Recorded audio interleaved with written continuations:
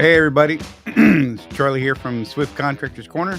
Hey, it's our weekly live update for September 8th, 2021. Hey, so let's just get into it. If anybody's here and you haven't already done so, if you're watching from Facebook, go to chat.restream.io /FB. Sorry, I got locked up in my brain right there. It was pretty awesome. Here, let me put it up on the screen in case any of you are watching and you're watching live, you want to comment, and otherwise, all I see it when you type your comments is a Facebook user, and it's kind of a drag. Like knowing who I'm talking to or answering. If you guys have any questions, stuff like that, and you put stuff in chat. Again, have no idea who you are unless you let Restream, our streaming service, know who you are. They got to access your Facebook. It's not a big deal. Anyhow, if you're watching from YouTube, well, you don't have to do all that because YouTube and Restream, they like each other. So yeah, let's pull that down, get into stuff, and we're gonna start with the fuel surcharge report, like we're going to do each week. And so this week, we actually had an increase again, which is pretty awesome. Went up 0.034 on the national average, brings the price up to 3.373. The West Coast Pad 5 diesel fuel cost average went up 0.023. Hey, that's pretty crazy right there. It brought it up over $4.02. And we'll come back to that in a minute. That's actually kind of significant. So that brings our fuel surcharge for the week to 0.341 for all loaded dispatched miles. And the West Coast fuel surcharge will be 10 cents again. So, the significance of this $4 thing on the West Coast thing, it's actually kind of a neat thing. I was looking through the historical data at it, and I'll share some of that with you real quick. I don't know if you guys nerd out on this stuff like I do or not, but yeah, I do. I totally nerd out on this crap, and I can't help it. But bear with me for a minute. So check this out.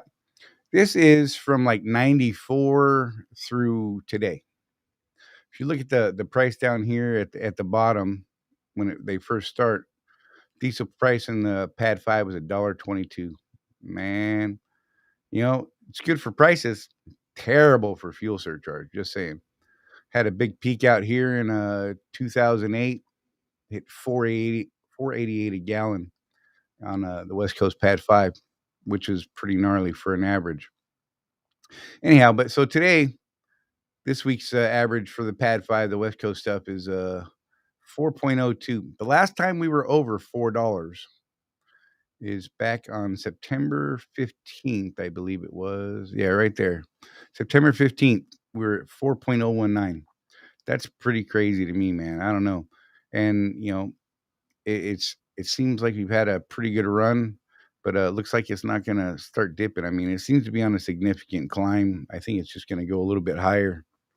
As far as I'm concerned, it could go up here. It doesn't hurt my feelings anyway. It just means higher fuel price, more fuel surcharge, more money in our pocket. I drive slower.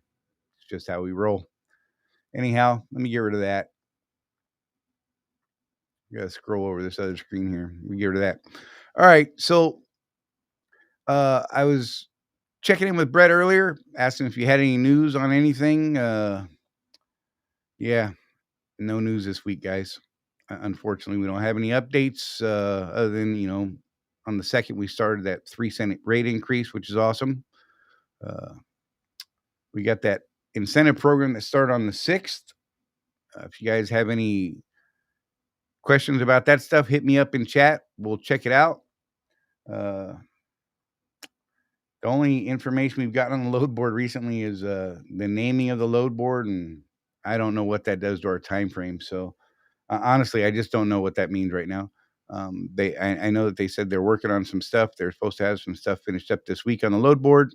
Not completely sure what it is. I'm hoping to get an update later on this week. When we know stuff, we'll share it. Let's see. Hey, Reginald, what's up, buddy?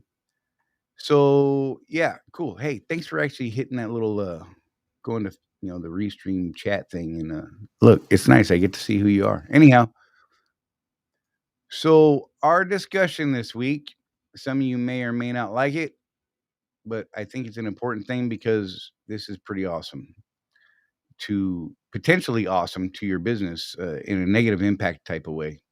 So, mobile phone use in a commercial vehicle, guys. So, I was doing some research, and it seems that somewhere between 28 and 30 states have, current hands-free uh, mobile device laws. So that's, the majority of the lower 48 that we're running in. But here's the thing, just because the state doesn't have a law doesn't mean the FMCSA doesn't. And the FMCSA absolutely does. And the FMCSA has a definition of what the definition of using mobile telephone is.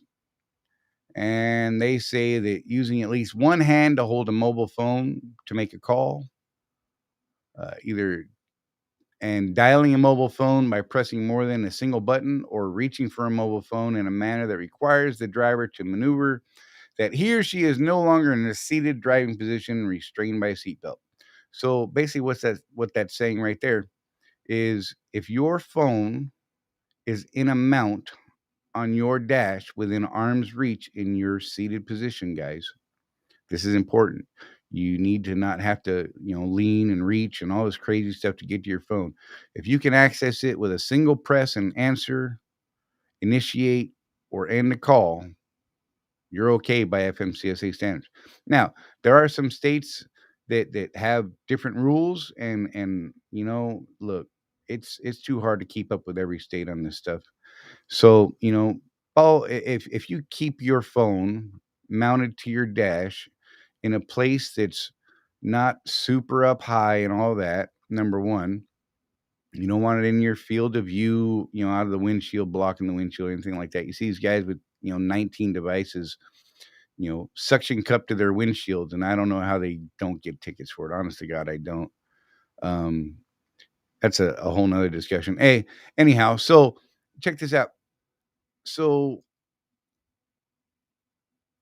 what does this mean to us and our customer, Swift Transportation?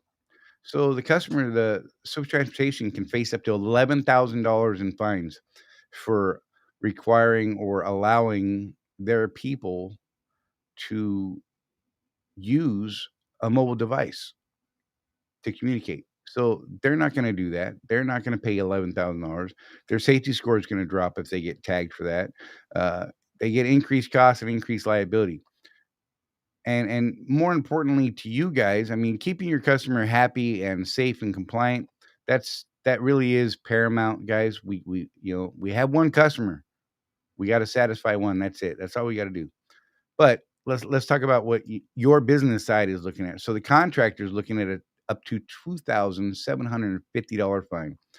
If you get cited for mobile device or cell phone usage while you're operating your vehicle, your contract's going to get terminated. We just had someone lose it over this very thing. He luckily didn't get tagged by the FMCSA fine. He got tagged by a state law. The fine was actually pretty minor. I think it was like $125. But all he did is he reached over, he picked the phone up because he couldn't quite answer it right. He hit answer, hollered at the phone, "Hey, I'll call you back," put the phone back in the cradle and hung up.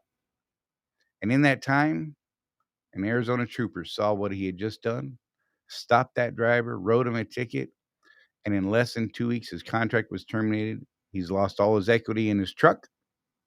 He's lost a year's worth of payments because, he didn't have the cash to move that lease or transport that lease over. So, now he's starting over at a new company. Luckily, he was able to find a company that snatched him up pretty quick, starting a new lease, but now he's having to learn how to work in a new system and starting a lease from scratch, and that just sucks. On top of your contract being terminated, you could lose your CDL by FMCSA driver disqualification. If the FMCSA disqualifies you, you are just completely screwed. Let's just face it, you are screwed. They're going to take your CDL and say, "Oh, you cannot possess a CDL." The individual states can do the same thing. So you're gonna have, losing your business and any equity in that business. And that, guys, is not something that we should even be thinking about. I mean, honest to God, who the hell wants to lose your business? You could be 3 years into a lease, about to pay that thing off, 4 years into a lease, whatever. And, a simple thing is reaching for that cell phone, picking it up to check a text or something like that. Man, use a Bluetooth. Seriously, they're everywhere. They're cheap. You can buy cheap ones for nothing. Your little earbuds come with a lot of these phones now. I don't even understand, and if, you have a phone that doesn't have the ability to put you into a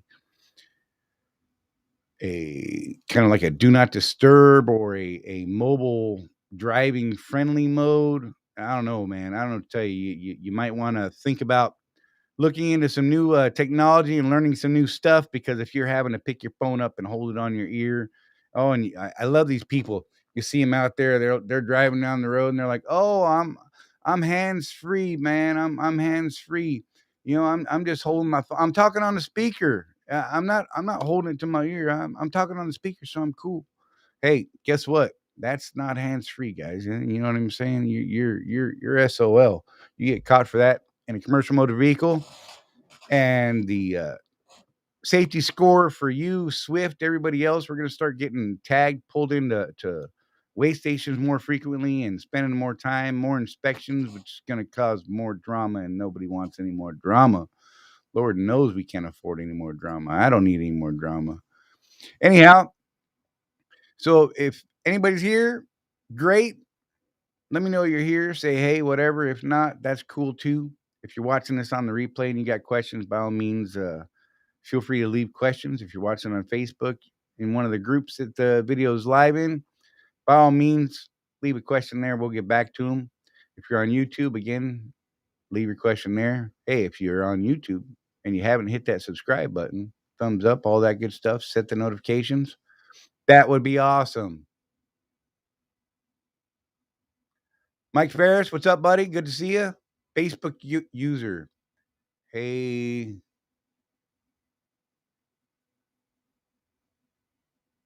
I don't know what you said there. Okay, I'm gonna throw this up there. I'm swear I'm not trying to bust you out, but this is just comical because you type like I do right there. Yep, I like it. I don't know what you're trying to say. You want to try that again? What were you trying to say, man? I didn't mean to bust you out. I can't help it sometimes. It's just fun sometimes. You type with 13 fingers like I do. Wait, I don't even know. Whatever. I drive a truck.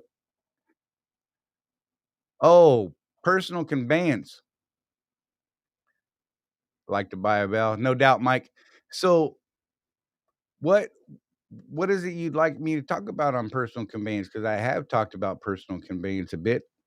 We did talk about that last week in the update. I mean, if you got a specific question, I'm willing to answer. Uh, hey, by the way, who are you?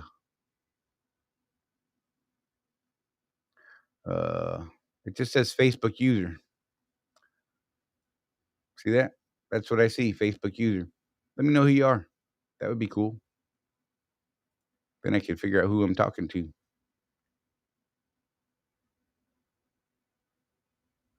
How to use it properly. Oh, we could get into that. So, there's a lot of ways to abuse it. And you see it because you're in the probably in the same group they are, Mike. I'm coming in through a outside source, which is broadcasting to 3 Facebook groups and a YouTube channel. So all the chat comes in. Oh, what's up, Matt? All the chat comes in to a single chat screen, and that's where I see it, and that's where I respond to stuff. So I don't have to click back and forth between all these different channels and everything else. It's kind of a cool thing, kind of a pain sometimes. So, as far as personal conveyance use, if you're doing something for yourself, you're not doing something for work, running errands, uh, running down, catching a movie, things like that. That's totally okay as long as you're not progressing that load forward. Um, If you're at a terminal and you want to go run some errands, by all means, use personal conveyance. Put yourself on, save your time. It counts towards your rest periods, which is awesome. Um, if you are using personal conveyance, and I said this last week, and I'll say it over and over and over. If you're using personal conveyance as part of your daily trip planning, oh well, I'm going to get to that customer today around 10 hours from now, and oh, I can use personal conveyance to just I'll just use that because I know they're going to take too long. Well, you kind of planned your trip wrong to start with. So they're going to start tagging people. Swift's been getting hit lately over misuse of personal conveyance. There's going to be some discussions coming out about that pretty soon for company folks for sure. They're not super strict on us owner op guys. They understand that they state that they give us 2 hours. They Hey Jeff, what's up, buddy? Man, look at you. So anyhow, so Swift, it has not been super strict on owner operators' use of personal conveyance as long as they're not abusing it. Um, you know, there are guys out here in contract trucks that's their only vehicle. I mean, they could log 14, 16 hours of personal conveyance time in a day just out sightseeing, seeing what's out there. I mean, heck, that's part of the groovy thing about being a truck driver. We get to see a lot of cool stuff, especially over the road, guys. You get to check out cool sites and places and go do that kind of stuff. But if you are misusing that personal conveyance, there's going to be fines and there's going to be all kinds of horrible crap.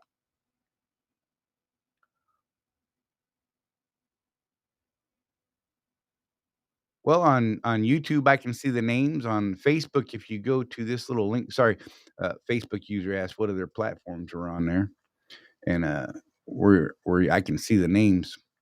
And check this out. Go here. If you go to that link right there, chat.restream.io/FB, and allow, excuse me, it'll tell you to allow Restream and Facebook to communicate. You'll say, yep, I want that. And when you start typing again, bam, I get to see who you are. I'll leave that up for a minute. But yeah, so the personal conveyance thing, if you're using it, misusing it, there's going to be some serious ramifications coming out of that. I mean, it's going to start affecting people. Swift's going to start cracking down on it. They legally have the ability to actually deny the use in their log system and deny its use by contract. Um, I don't want that to come to that, guys. I use personal conveyance to go do things, run errands, go see a movie, things like that. And that would be a horrible thing to me. So yeah, use it right and you know, quit abusing it. Like I said, if personal conveyance is part of your daily trip planning to complete your loads, stop it. Just stop it. Start planning your loads out better. Just because the FMCSA says, "Oh, well, if a shipper takes too long to unload you and they detain you too much, you can just use that to get to the next closest truck stop." Mind you, the closest truck stop might be 10 miles behind you in the opposite direction of the direction you want to go, and you're going to go the other direction and pass 3 truck stops trying to find one that you want. Well, guess what? That's going to get you a ticket if you get checked. So don't do it. Just stop it, guys. Come on. It's just ridiculous. I'm doing awesome. I don't know who you are. Like I said, it still says Facebook user. There's a bunch of these Facebook users up there. And again, don't know which one's which. Could be the same one. Could be Matt still, but I don't know. Anyhow, so yeah. Hey, for these live streams and you're watching on Facebook, like I said, go to that chat.restream.io/FB so that we can see when you're talking to us, because that would be awesome.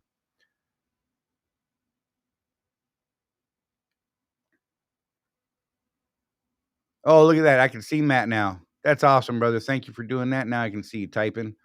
Mike,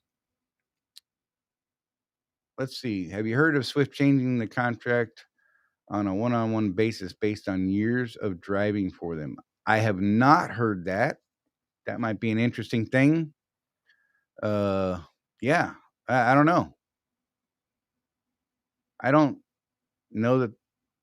I mean, I guess they could do it. I wouldn't expect them to do it. Man, that seems like it might be a total pain in the backside, especially when you start picking up more contractors. You know, I think our peak back in the day was somewhere around 7,000. I'm guessing we're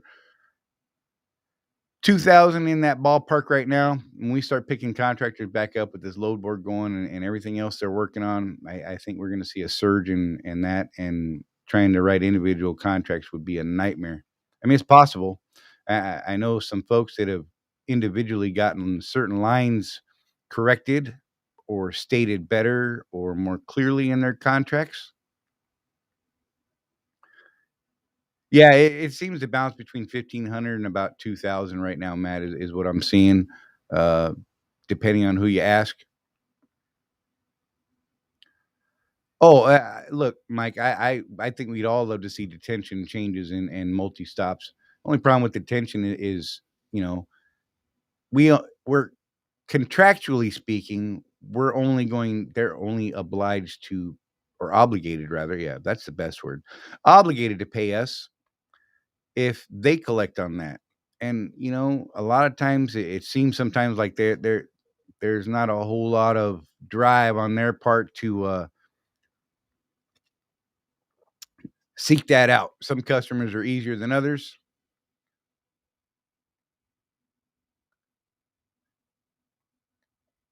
It will. If when we get to the percentage pay, the contracts are going to change the pay for sure. Um, you know, those stop pays may not be in there anymore. I'm not sure how that contract's gonna be written. I'm curious to see how the contract's gonna be written and to go through it line by line like every one of you should, hint, hint, But, I haven't looked at the tariffs on the main website, Mike.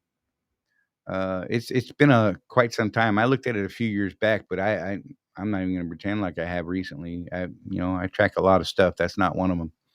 I'm pretty happy with what I'm getting paid, and honestly, I'm not super concerned about what they're getting paid, as long as the rate that I'm getting is keeping me happy and there's progress and there's movement in the upward direction. I'm pretty stoked, not gonna lie. So, if you guys have any more questions, throw them up. Like I said, I'm happy to answer them. You just want to hang out and BS for a few, I'm cool with that too. What have we been up here? Only 23 minutes, so we got a little time to kill if you want to. If not, I didn't have anything else to put out today. Uh, yeah. Hope you guys are being safe out there. I was out under the truck today turning wrenches and banging my head on stuff. Had a great big old grease spot up here earlier. It was pretty cool, and yeah, it was awesome.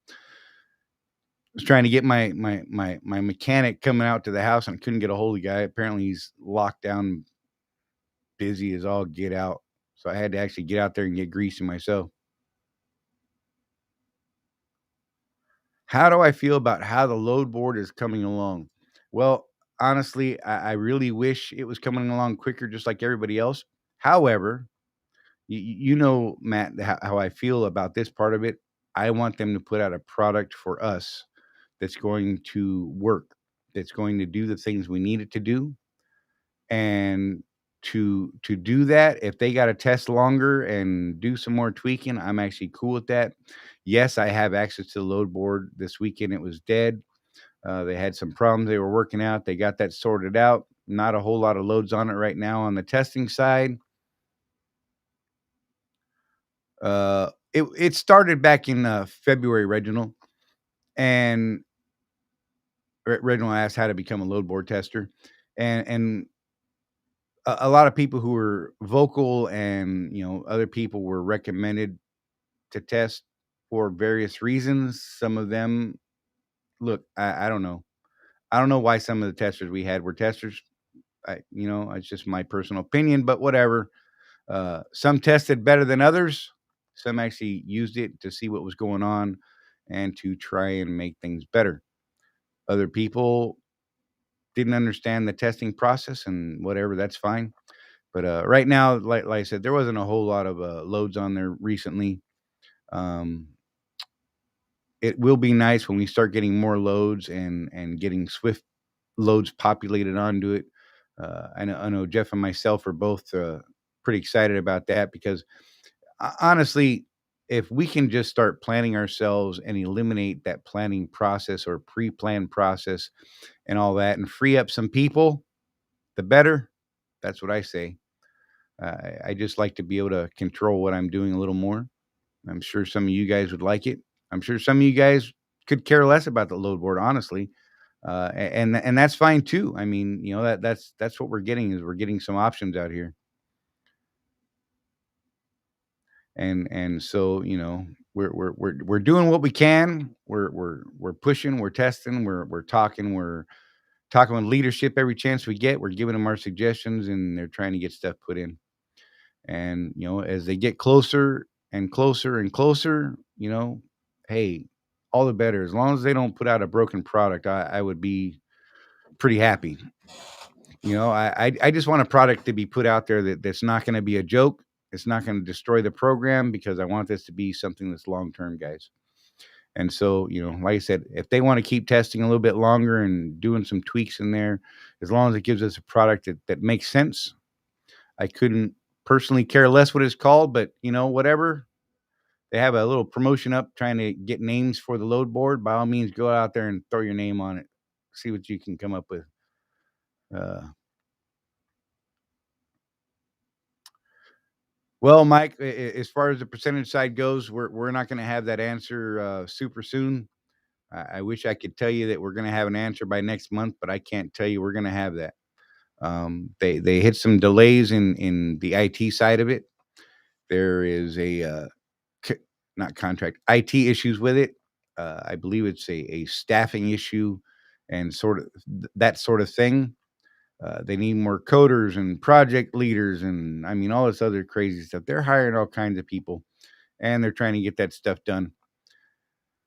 And they've got a ton of projects going on and they've got to get those all done. And hey, it is what it is. I wish we could get up there and get on that percentage stuff because Lord knows, it'd be nice. Keep in mind when those rates go up and down, that's gonna contribute to your profit and loss, right? When the rates are high right now, I believe this week I just saw was right around 278 or 287, I think it was. Van rates, national van rate average for dry vans on the DAT board, and yeah, there's plenty of loads out there that are in those high dollar marks, and those are great. Going on averages is what I've been tracking lately. They're still climbing, and they look like they're going to be climbing for quite some time. Definitely into the next year. Definitely the first half of the year is what it's looking like. After that, I don't know. It's a little sketchy to me. I think it depends on what's going on with everything else. Right, Mike. Well, you know what? I don't know. Mike said he hopes I'm not hiring more ASU students for the technical side of the board. I hear you, man. You know what? That actually might be a good way to do it, though. I'm not gonna lie. Those guys are fresh. They actually know what they're doing, and yeah. I don't know. We'll see. Sorry here. Just got prepare for your deadhead if you need to. Yep, I see you there, man. I agree, man.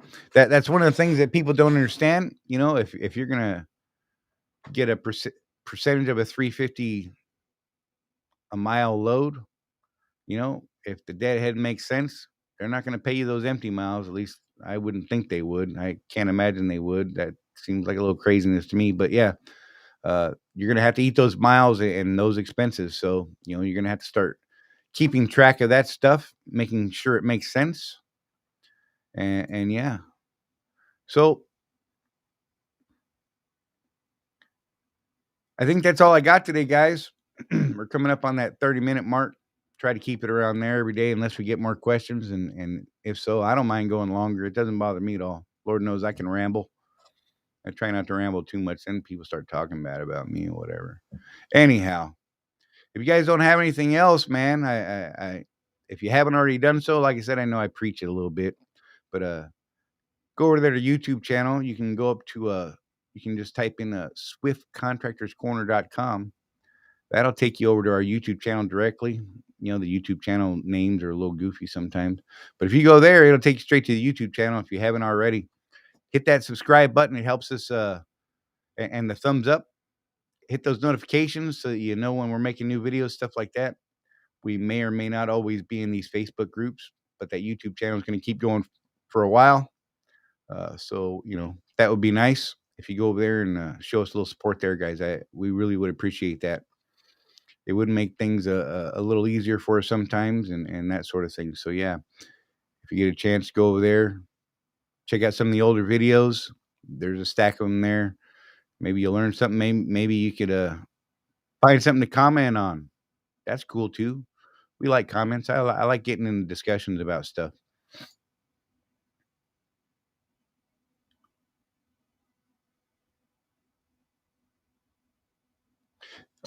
Matt says, think it'd be worth getting an APU on a truck. I don't know, man. You really got to sit down and do the math. Seriously, I mean, that the math works out differently for different people. The amount of fuel, the wear and tear, you know, these newer trucks seriously are not meant to idle. It just doesn't do them any good. Question is it cost effective for you? You know, I mean, seriously, is the cost of that APU something that you can handle on your end,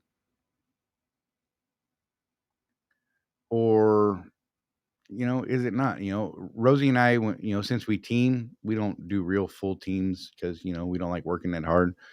So you know, we'll idle a truck, but we do pretty decent miles, and I got an older truck too, and don't have a lot of that emission stuff you guys have. So it doesn't affect my truck as bad as it does yours, but you know, idling is a truck killer. So I mean, it's worth looking into and doing the math to see if it works for you, if it makes sense. APUs are expensive, you know, and it's just another item that you're going to need to maintain. And honestly, you know, you look at a lot of these companies that had APUs in their trucks that they offered for leases or company guys or whatever, and particularly the lease guys that had APUs. There's a couple companies out there that had them, and guys were not doing the maintenance on those APUs, and those APUs were going belly up. So now you're, you know, still paying on an APU that's dead, not doing anything for you, or has super expensive maintenance or repairs. So again, get out there and do some research on that. I mean, if it's something you really want to get into or find out about, there's a ton of information out there, and there's a lot of number research out there you could find. Which is better between the two? What are you talking about, TK? Not sure what your questions is in reference to, brother. Good to see you, by the way. Glad you're out there running the roads. Well, not running the roads right now, parked safely, of course. Checking out this video and commenting. That's what you're doing. I know it. You know it.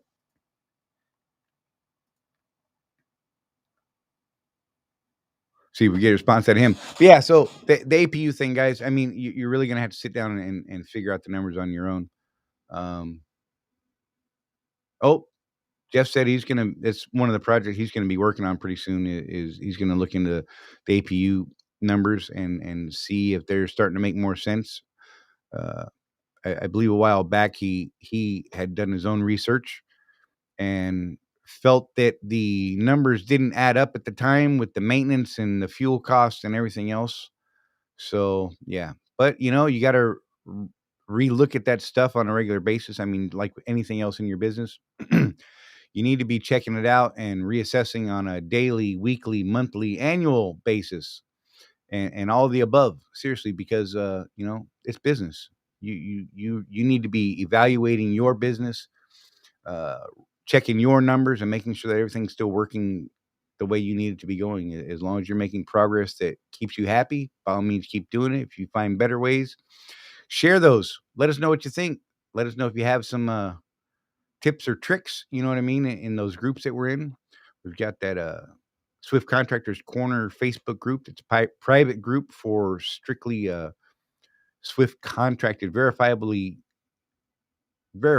Swift contractors. And we have a Facebook page for Swift Contractors Corner.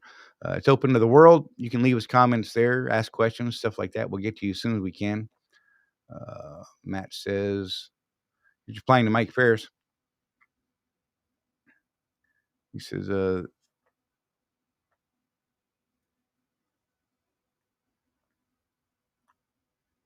here, let's put Mike Ferris' part up first. He said, I think it'd be cheaper for oil changes on APU than a truck. Well, it is, but you still got more maintenance than that, though. I mean, let's be real. Matt said, they're just expensive to fix when they break. Ain't that the truth? Fuel pump costs $450 for the part alone. Sweet Lord. Yeah, that's kind of ridiculous right there. So, I mean, you got to look at all those things. The reliability of the brand you're looking at, I would do a ton of research there. There's so many companies out there that are building fly-by-night crap, and they just want their bucks and they're out.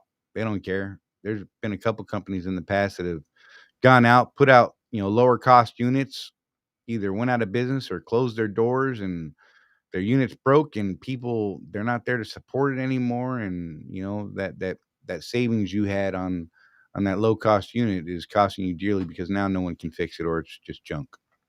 So keep those things in mind, guys. Again, evaluate every day, every week, every month, every quarter, every year.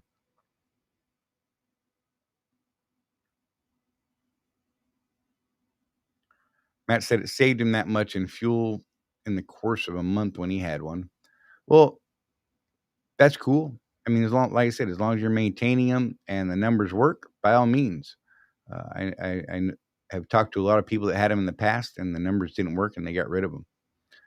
Swift has looked at their numbers, and from their end, they're not cost effective for them, and that's fine. And whatever, that's their business model. They got to work that stuff out. We get it. And if you don't get it, you should, because they're running a business too, guys, just like we are. Our goal is, or our quest, rather, let's make it a quest, is to run our business the best that we can. And right now, while contracted to Swift Transportation, like I said, that's our customer, our one and only customer. Figuring out ways for us to work within their system and work with them to make things better for both parties. If both parties can make more money, by all means, they're going to love that. So, if you come with problems, guys, try to bring a solution, even if it's a bad solution. But, if you got something negative to say or something like that, you have an issue with what's going on, it's okay to say, hey, I don't like the way this is going on, but go that extra step out there and say, hey, why don't we try this? Maybe this could fix things. And if you come at it that way, you'll find a lot more receptive responses from the leadership. Even if it's a bad idea. I mean, look, they'll be like, yeah, we thought about that. Nope, that's a terrible idea. Well, at least it's now got a dialogue. You now have a back and forth rather than just, oh, I hate the way Swift won't do this. Crickets, yo. That's what you're going to get most times. You say, I don't like the way Swift does this, but maybe we could try doing it this way. That generally gets some sort of response. They'll say, hey, we like that idea. Let's try that. Or no, we don't like that idea. Maybe we could do this. Maybe we could do that.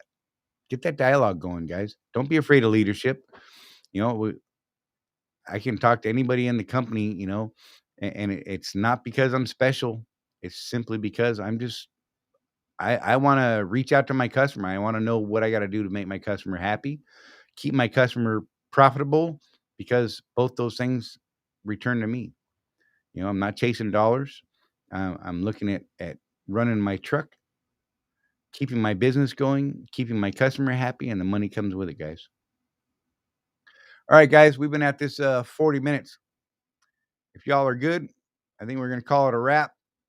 And like I said, I'm going to do that plug one more time. Head over to Facebook.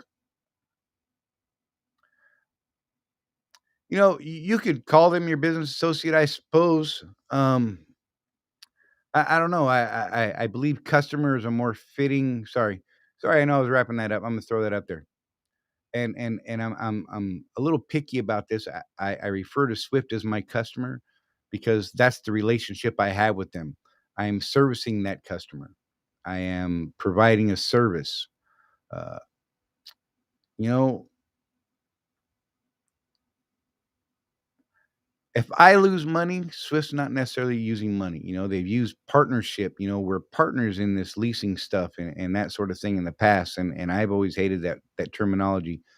And it was back then that I decided that Swift is not my partner. If I go out of business, it's really not going to hurt them.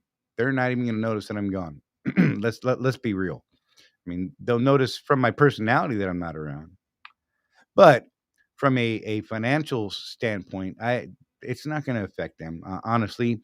And the numbers that it might affect them are so minuscule in the grand scheme of things that I just they're not my partner. Some folks use that word and throw that around and that sort of thing. But I think that referring to them and establishing that relationship as a customer and that sort of thing, I think is an important distinction. I service my customer. How do I do that? I provide on-time service. I pick up freight. I deliver and pick up on time. I do it as safe as I can. I do it as cost effective as I can for everyone involved. And I keep their customers happy by doing all those things as well. And by keeping their customers happy, I've kept my customer happy, profitable, and moving forward. So yeah, there you go, man. I appreciate all the input today, guys. Man, this has been awesome. It'd be cool to see this every week. And like I said, we're going to be doing these every week. So yeah, notice today is Wednesday. I know that's a thing. We're going to be doing these videos on Tuesdays typically. We had to wait till Wednesday because the EIA site was uh, on. They put out their diesel report on Mondays unless there's a holiday. And then it didn't go out till Tuesday. And that report doesn't come out till about 1700. And I didn't want to have to try and sort it out live while we were trying to do all this video stuff. And yeah, so that's why we put it off till Wednesday. So that's what we will do. If they have a holiday on a Monday, the video will be on a Wednesday. As long as there's no Monday holiday, then the videos will be at 4 p.m. Eastern time on Tuesdays. And we'll keep putting out these fuel surcharge reports. When we get news, we'll have news. Uh, we can have these discussions and talk about what questions you have and things like that and help people out and help each other do better. That's what we're trying to do here at Swift Contractors Corner is help everyone run a better business. And in doing so, it makes you feel good. And when you're doing well and you're happy and you're sharing that positive feedback, it helps Swift do better. Let's get this division growing back to the way that it was. And I really think that with some of the upcoming uh, technology stuff that they're adding, load board percentage pay at some point, things like that. Jeff and I have talked to them about adding more tools that will help owner operators run their business more efficiently and do better tracking on our end, which is always a good thing because those numbers are important, guys. If we can find better and easier ways to keep track of those numbers, it's going to help us out a lot. Anyhow, click on that YouTube channel, guys. If you haven't already, hit subscribe, throw us a thumbs up. Check out some of our other videos. If you find them helpful, let us know. If you find them a waste of time and they make you crazy, hey, let me know. Leave a comment on it. Tell me what you didn't like about it. There's a couple on there. I'm not going to lie. I'm not particularly thrilled with them. And at some point, I'm going to redo them. I'm not a big fan of PowerPoint type presentations. The information in those videos is solid. The presentation is a little rough. I can admit that. But, we're learning, we're trying to get better, and we're trying to be a little more interactive and that sort of thing. That's why we like doing these live videos. Eventually, we'll get Jeff in here a little more frequently. He's busy running Opelika. By the way, Jeff Morton's out there. He is so close to paying off his truck. I believe he's going to have his truck paid off before the end of this month. And that's going to be an awesome thing to get his title, put in his hot little hand, which is, gosh, I remember when I did it, and that's a huge increase. And for you guys that are on these leases, it's actually bigger because I went from an $880 a month truck payment to not having that. So you break that down, that's $220 a week if we call it 4 weeks in a month. You guys are, could be gaining $500 a week. That's huge. That's huge, guys. I mean, let's face it, that's an extra $500 a week is going to make me happy. I don't know about you. Anyhow, so Jeff Morton, congrats, coming up pretty soon, buddy. Been working hard and getting to it, and that's from lease through buyout, and he's almost got it done. So yeah, guys, we're gonna call it a wrap. And let's see, what do we got going on? I don't know of anything coming up super quick. When we get to more information on the load board system, like I said, we'll put that out. If we hear anything else about any news, if you guys have any questions, by all means, if you're watching this after the live, then leave questions. We'll get to them as soon as we can. Comment. We dig it. Let's start discussions, have some real intelligent conversations, and help everyone do better, guys. But that's going to be a wrap for now, guys. That's this week's live update for September 8th, 2021. If you liked what you saw, again, thumbs up. It helps us reach more people, and it helps with the analytics. Till next time, guys, I'm Charlie, Swift Contractors Corner. Y'all be safe out there, and thanks for being here.